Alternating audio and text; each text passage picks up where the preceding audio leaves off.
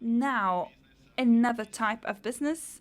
We have Attila Kiss, CEO of the Gruppo Florence.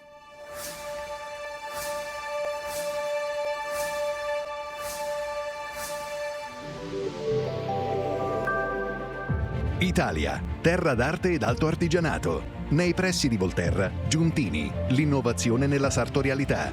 Laboratori d'arte in un'industria. Nei pressi di Vinci, CMC, industria di alto artigianato. L'arte come stimolo della creatività, da un'idea allo studio dei materiali. Nei pressi di Lecco, MG, l'outerwear sartoriale, l'esperienza che nasce dalla tradizione di 4 generazioni di sarti. Nei pressi di Perugia, Manifatture Cesari, la memoria dell'elasticità. Nei pressi di Arezzo, Melis, l'avanguardia nella maglieria, la costante ricerca della qualità. Nei pressi di Lucca, Antica Valserchio, l'arte della tessitura, lavorazioni antiche adattate alle nuove tendenze della moda. Gruppo Florence, al servizio del luxury fashion.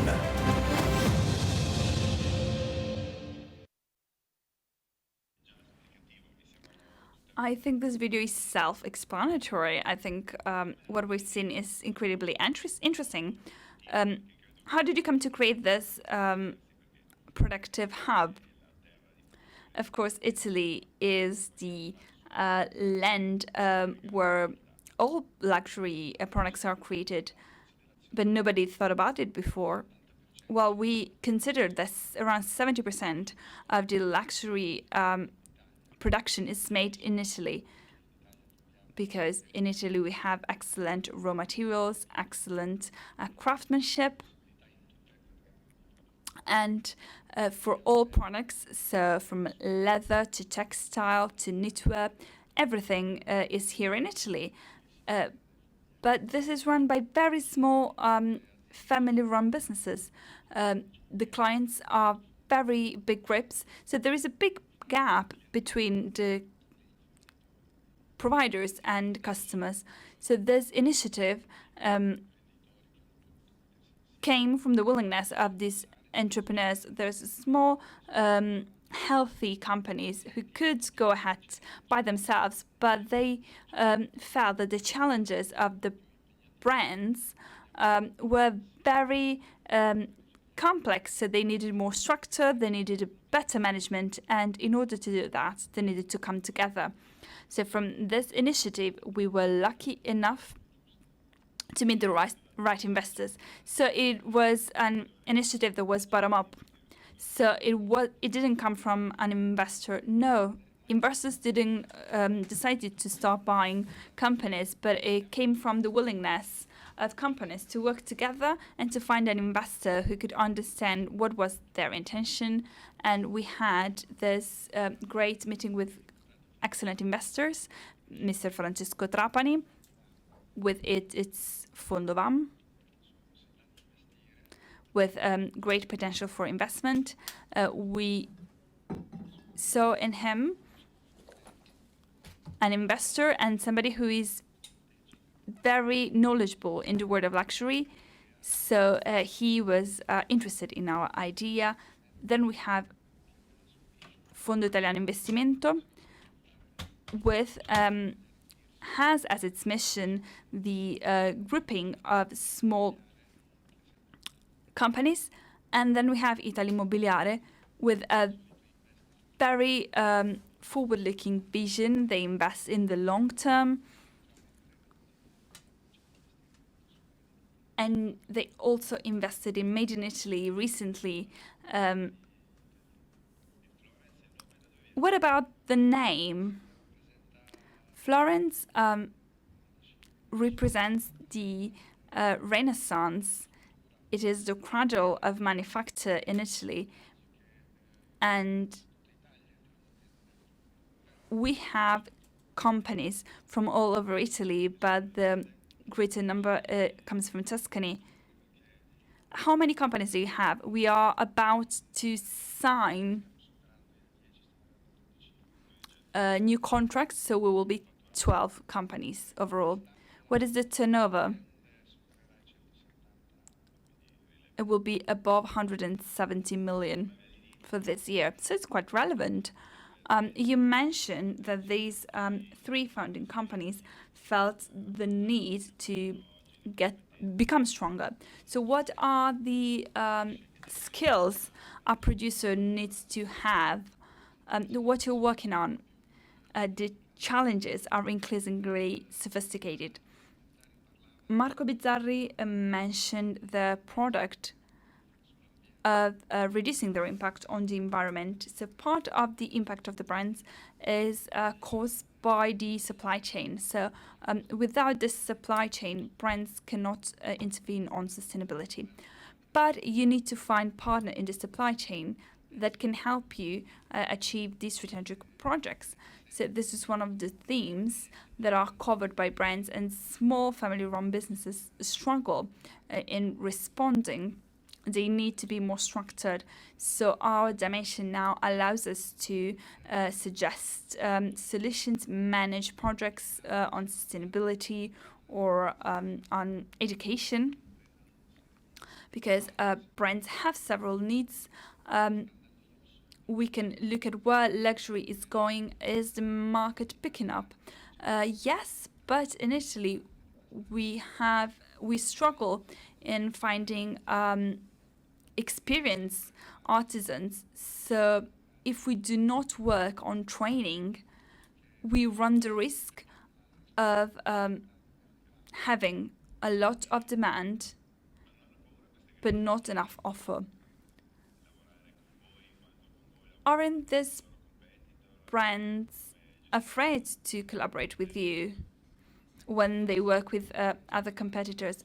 I think this is something that we need to manage consistently, but it is not a new topic. When you work with a brand and then with another, you have to be very professional and focus on product details of each brand. You need to manage everything with high confidentiality, but I think this issue has always been there.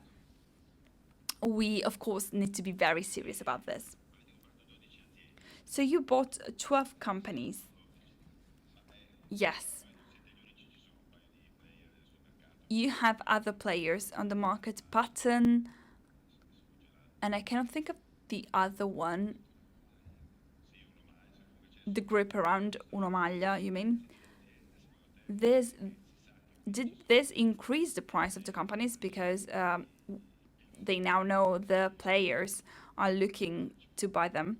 There could be an impact of sorts, but this is good. I mean, we don't have to be the only ones doing this. It is fair that there are other groups out there, because big brands need to have a more structured supply chain. We cannot think we are the only ones doing that. It is positive for everybody if there's such phenomenon available in Italy. You have a financial investors. What is your horizon? What can you achieve in terms of turnover, in terms of company build?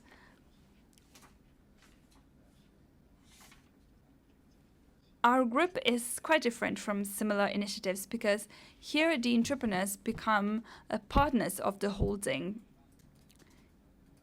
So they do not stay inside of their own company, so they become partners. So we have a common interest. All are partners of the same company, so we have a common direction, and this way we can create synergies. And this is easier when we do that instead of living each one in their own businesses. So this helps us having a bigger scope. So you buy 100% of the company and the entrepreneur becomes a partner. Yes, they are 100% managed by the holding, but we want to keep the businesses to be family run. We don't want to lose that.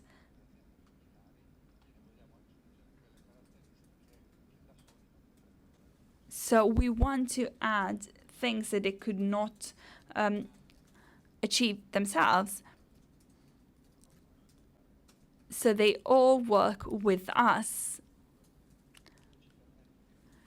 With this, we can be bigger. We have a bigger scope. Of course, there will be a limit because the complexity of the management will be such that we cannot grow infinitely. But the better structure we have, the more we can expand. So we want to work soon on leather goods and shoes. So do you want to be quoted on the stock market? Yes. Listed on the market, pardon? Yes, this is the goal. The investor who are working with us will maybe take a step back. Of course, they might not leave completely. I think they enjoy working with us on this project, but our goal is to be listed on the Borsa. What is the relativity? I think it is constant. You mentioned prices earlier. Price policy doesn't change. We reached good efficiency. We are seeking other efficiencies. There's balances the costs, so we have the same turnover. What we can save. So you think the EBITDA will be? The EBITDA of the companies go from 10 to 20%. I would say 15 to 20%. So it could be a group with an EBITDA of 15 to 30 million. Yes, I think with efficiency, we could achieve 20%. So it would mean over 30 million euros. So quite a significant group. So the world of fashion changed very much recently. So from what Made in Italy was to what it is now. Apparel is more informal. So we go for sneakers, hoodies, etc. Since your group is focused on craftsmanship, on the savoir-faire, in Italy, do you think this change in style will make Made in Italy less strong? Or can we focus on Made in Italy through sneakers, hoodies, etc.? Of course, there is not only the production factor. Our companies, not all the companies in the production chain, but we do bet on companies who are creative and who can help brands developing a product. So this is typically Italian. If we can invest on this and we can still be strong in this aspect, we can defend Made in Italy. If you create something in a place, you are very likely then to produce it there. It is very important in the first stage because Italy is very strong with this.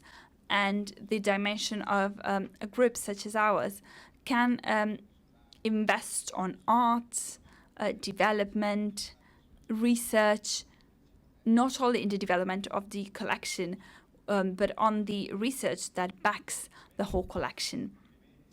Well, very well done. Congratulations. I don't know if Barbara Lunghi is still here. Since you mentioned being listed on the stock exchange, we hope we can see you here in this building in the months or years to come. This is our goal indeed. Thank you very much.